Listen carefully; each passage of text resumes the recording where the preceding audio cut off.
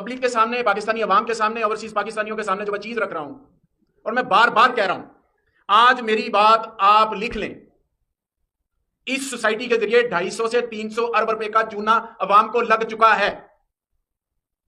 1 टका भी अवाम को नहीं मिलना। ये सारी जमीनें बैंक प्लज हैं। मैं बार बार कह रहा हूं, मैं आपको तंबीह कर रहा हूं। आप मुझे कहेंगे जी आप तंबीह कर रहे हैं, आप तो हुकूमत है। मैं हुकूमत हूं, केस कोर्ट में है, मेरी हद यहां पर खत्म हो जाती है।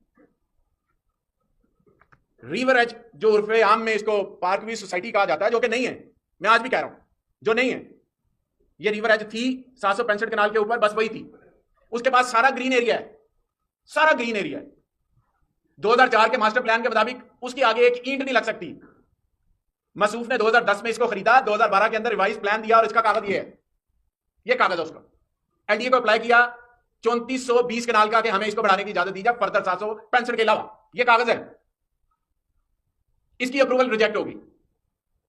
ये 21/6/2012 को किया इन्होंने, रिजेक्ट होगी।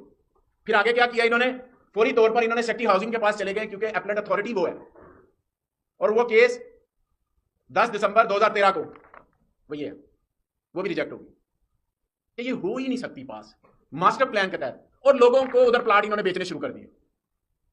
और 15,000 से 16,000 प्लाट उस जितनी जगह इनके पास है, गो कि वहां पे फसलों के अलावा कुछ नहीं हो सकता, जगह जितनी है उससे ज्यादा 15 से 16,000 प्लॉट इन्होंने एक्स्ट्रा बेच दिए, और अवाम खबार हो रही है। 12 साल हो गए अवाम को, 12 साल। आगे जाके इनकी कारस्तानियां मैं मजीद खोलता हूं ताकि आपको पता चले। आज की प्रेस कॉन्फ्रेंस का मकसद यह है कि मैं अपनी पब्लिक को बता सकूं।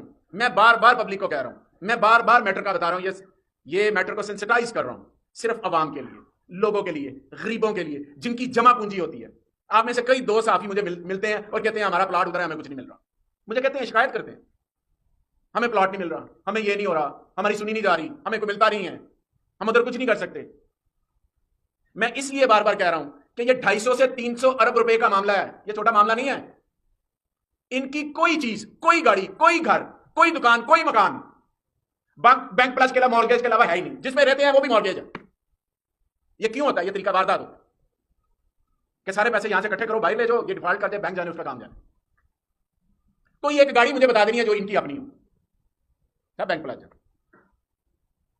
अब जो मैंने पिछली प्रेस कॉन्फ्रेंस के अंदर बात कही, वो ये कही कि स्टेट ऑफ बैंक को पाकिस्तान का ये प्राइम ड्यूटी है कि वो चेक करे कि सिल्क बैंक से इन्होंने कर्जा कितना लिया है, एचबीएल से कर्जा कितना लिया है, एचबीएल की जो रुदाद है